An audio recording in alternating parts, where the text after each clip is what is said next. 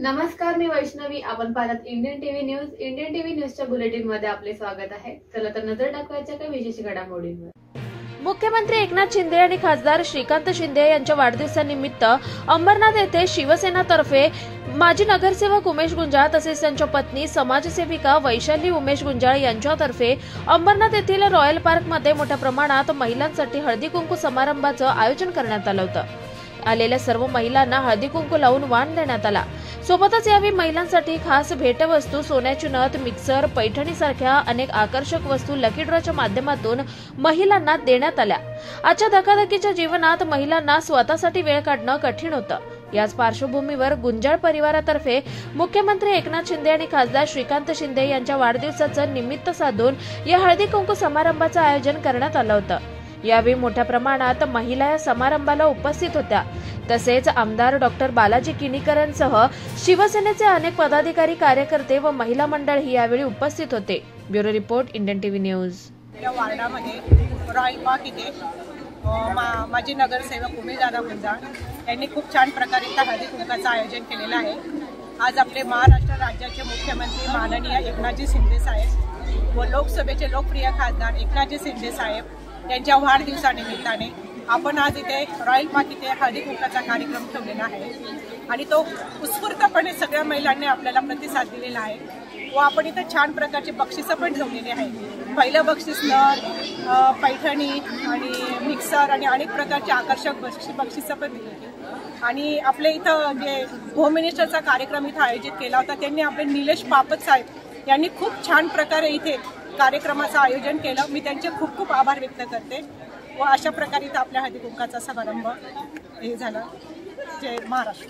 मला पहिलं बक्षीस मिळालं खूप छान वाटले आणि माननीय श्री उमेश गुंजाळ यांच्या मार्गदर्शनाखाली जो आज रॉयल पार्कमध्ये हळदी कुंकूचा कार्यक्रम पार पडला आहे त्यामध्ये आम्ही सर्व मैत्रिणी खूप एन्जॉय केले आणि छान फन मुमेंट आमच्यासाठी त्या आठवणीत राहील. पुढच्या वर्षीची आम्ही वाट बघेल, पुढच्या वर्षी असंच फन मुमेंट राहील.